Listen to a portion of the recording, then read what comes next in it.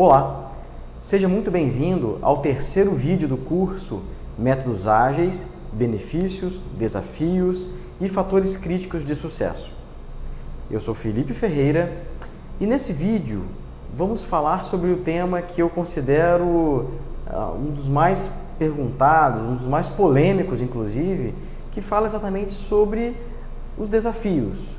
O que muda normalmente quando um executivo ou alguma área de projetos pensa em implantar algum método ágil? Essas são as principais perguntas que eles fazem e que nós vamos tentar aí trocar essa ideia com vocês nesse vídeo de hoje. Assim como aconteceu no vídeo anterior, eu preciso mostrar algumas coisas para vocês no computador. Então, vamos pular para lá.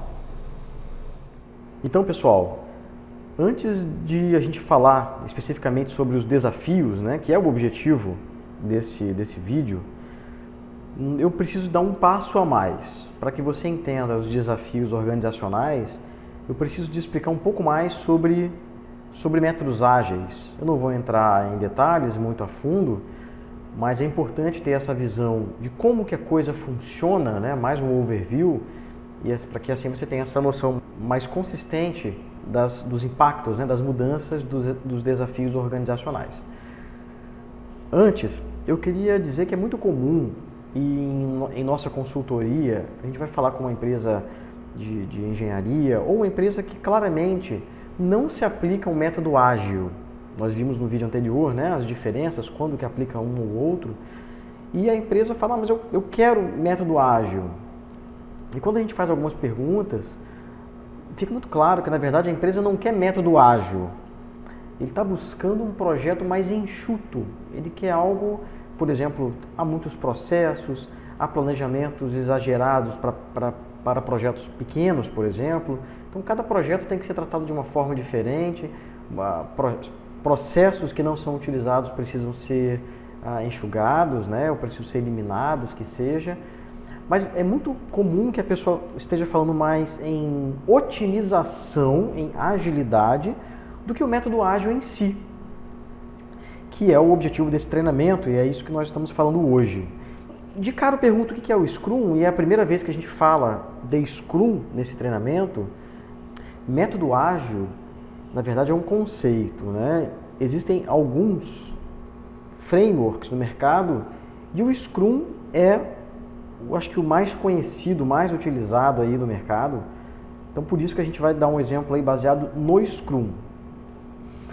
Então, o que é o Scrum? O Scrum é um framework ágil para desenvolvimento, entrega e sustentação de produtos complexos.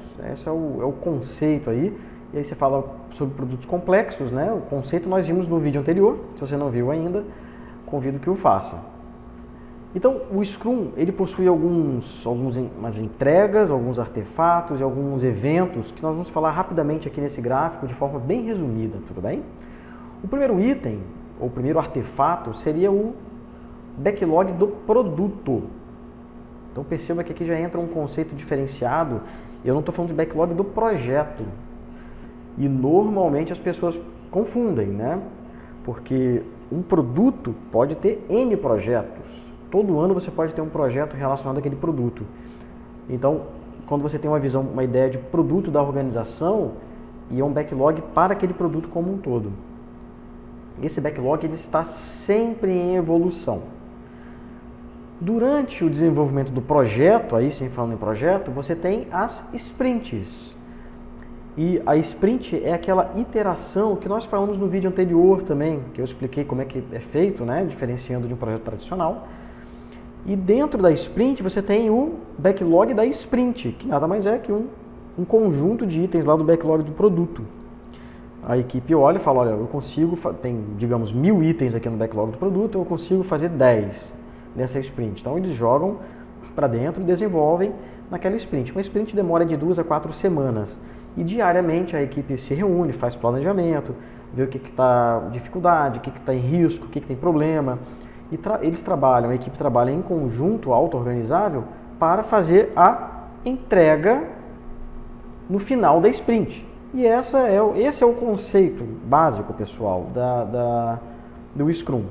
É muito simples de entender.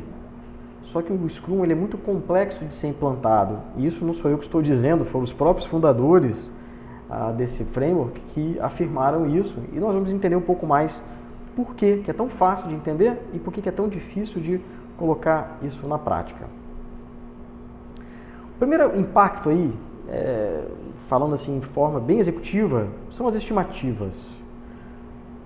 Quando você trabalha com um projeto tradicional, né, ou preditivo, como nós já falamos nos outros vídeos, o que você tem como fixo?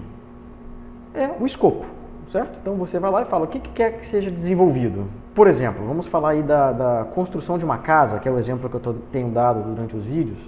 Então você fala, olha, eu quero uma casa de 2 andares, 4 quartos, tantos banheiros, piscina, um jardim. Então você sabe o escopo. Então você vai ter aí uma estimativa de custo e de tempo. É o famoso, me dá o cronograma, que o executivo adora, né? Então legal, você tem um projeto, então me mostra o cronograma.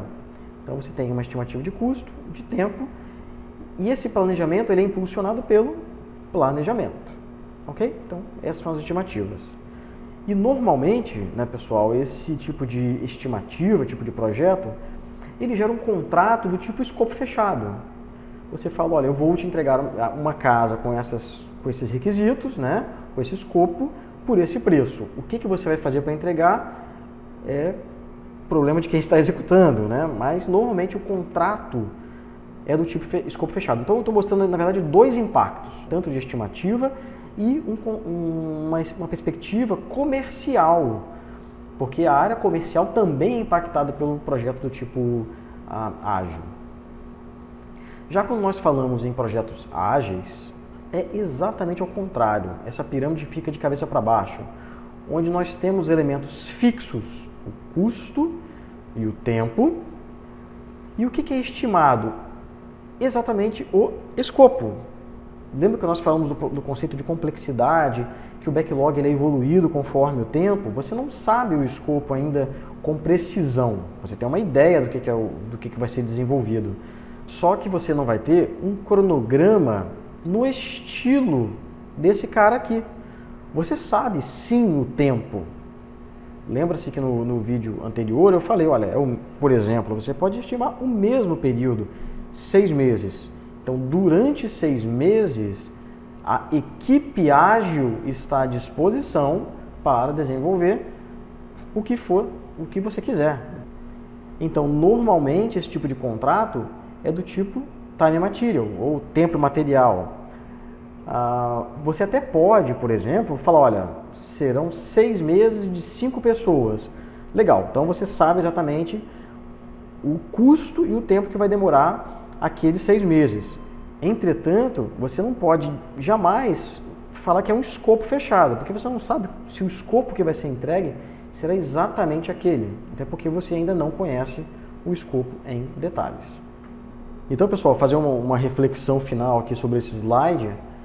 Esse é um ponto de muito desafio em algumas organizações.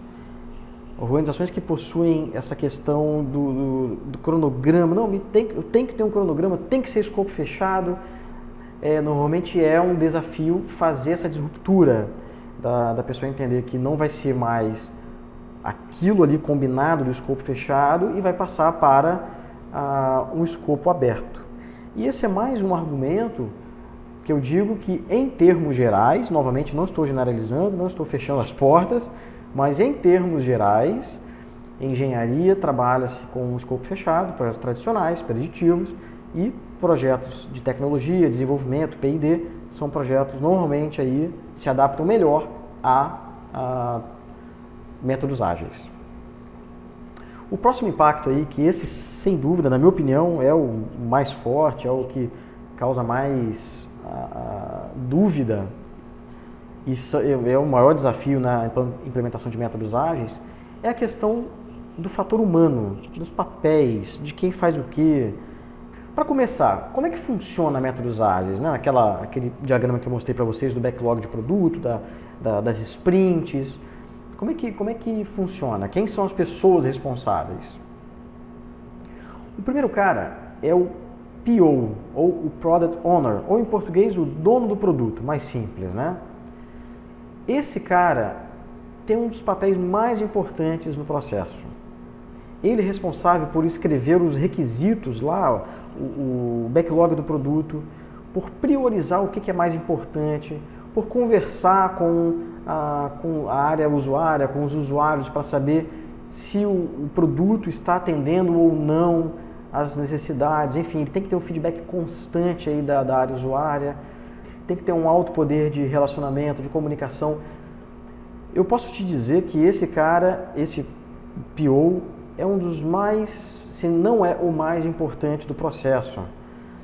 E antes que me taquem pedra, né? Ah, não, mas o Scrum Master também, o desenvolvedor também, tudo bem, mas sem um bom PO é muito complicado que um produto atenda aos requisitos, aos objetivos, porque ele foi criado. O PO, ele é um cara que normalmente eu falo, ele é o dono da lojinha. Ele é aquele cara que tem uma pegada mais executiva, que consiga abstrair mais, que tem uma visão mais holística. Ele não é simplesmente um ponto focal. Normalmente em projetos tradicionais, preditivos, você tem um analista de negócios, né, um analista de sistemas e tem um ponto focal do cliente. E esse cara que ajuda a escrever os requisitos. Pois bem, o PO é muito mais do que isso. Ele é o responsável por escrever. Então ele tem que sim ter conhecimentos da área de negócio, conhecimento sobre a empresa, os objetivos da empresa, conhecimento sim sobre análise, sobre como escrever um bom requisito. E isso ele é treinado para isso, há cursos específicos. Você não vai pegar qualquer pessoa e nas horas vagas ele vai ser PO. E essa é a fórmula que eu sempre digo, né? Um PO em horas vagas é uma fórmula para garantir o insucesso do projeto. O segundo papel, e é o mais conhecido, ouve-se muito dizer sobre Scrum Master, né? E quando a gente ouve falar de Scrum Master, na hora já acha que é o gerente de projetos, é o cara mais importante, afinal é o Master, né? Quem não quer ter o nome Master no crachá? Mas, contrariando o que muita gente acha, pensa, o Scrum Master ele tem um papel sim importante, só que muito mais voltado, pessoal, à adoção da equipe, ou garantir que a equipe esteja utilizando o framework, as boas práticas do Scrum da melhor forma. Ele é um grande facilitador, somente isso. Ele não vai gerenciar a equipe, ele não vai escrever requisito, não deveria pelo menos, né? Ele não pode fazer o papel do PO, até porque são papéis muito diferentes, né? O PO com uma visão muito mais de produto e o Scrum Master muito mais de processo. O Scrum Master, ele não é um super-herói que vai resolver todos os problemas de gerenciamento, fazer os reportes, cuidar da equipe, muito pelo contrário. E por fim, o time de desenvolvimento. E aqui também é um pouco mais simples de entender, porém há mudanças, sim, se comparado a um time tradicional. Normalmente equipes aí de projetos tradicionais possuem um testador, um desenvolvedor, um analista de sistemas, um cara que documenta. E entenda que quando você fala em Scrum, o time de desenvolvimento, perceba que não é time de teste, time de analista, não, é o time de desenvolvimento. O time precisa ter todo o conhecimento e as habilidades para entregar o que está sendo pedido. Ou seja, precisa ser multidisciplinar. Então, por exemplo, no Scrum, aceita-se perfeitamente um cara que é analista, na hora que ele não tem mais nenhum papel de análise para fazer, que ele desenvolva. Se não tiver nada para desenvolver, que ele ajude no teste. Né? Se o testador, que é um cara que possui mais habilidade com testes, não tem nada para fazer naquele momento, ele pode ajudar na documentação, ele pode ajudar na análise, ele pode ajudar... Enfim, não tem essa de o meu papel é esse, só faço isso. Muito pelo contrário, a equipe é autogerenciável, é multidisciplinar e todos são responsáveis pela entrega. E talvez você esteja se perguntando, né? E o gerente de projeto? Aquele cara que eu vou perguntar, cadê o relatório, vai lá cuidar da equipe, faz isso, enfim. Né? O tradicional, onde que ele está? Então, ele não está. Os papéis do gerente de projeto tradicional, ele é meio que diluído, ele é espalhado nesses 3 papéis. Então, quando você fala de uma equipe de desenvolvimento, ela tem que ser autogerenciável, ou seja, você precisa de uma equipe madura, uma equipe que tenha condições de ser autogerenciável. O Scrum Master tem funções específicas de processo, o PO tem funções específicas de escrever, de priorizar o backlog, de fazer a comunicação com o cliente final, ou seja, ele tem um papel importante e ele vai gastar muito tempo nesse papel. Aliás, é interessante dizer que estima-se aí que o PO gaste de 20% a 30% do tempo dele sendo PO de um produto. Então, é bastante tempo.